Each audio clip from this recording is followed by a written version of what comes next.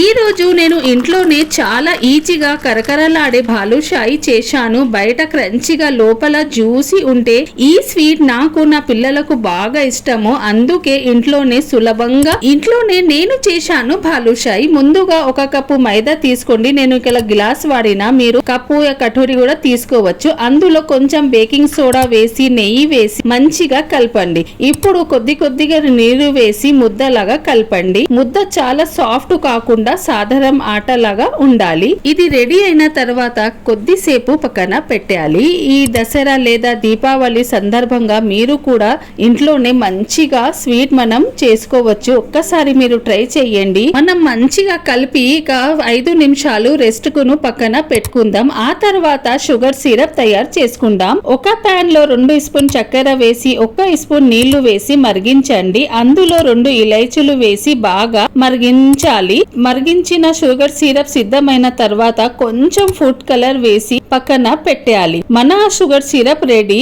ఇప్పుడు మనం రెస్ట్ చేసిన ముద్దపిండి తీసుకొని మంచిగా ఇట్లా ఫ్లఫీ అయిందా లేదా చూసుకుందాం. మంచిగా మనది ఫ్లఫీ అయింది. మనం 5 నిమిషం రెస్ట్ పెట్టినాం కదా, అందుకే మంచిగా ఫ్లఫీ అయింది. ఇప్పుడు చిన్నగా పేడులు చేసుకోండి. ప్రతి పేడ మధ్య ఒక చిన్న హోల్ ఇయ్యండి.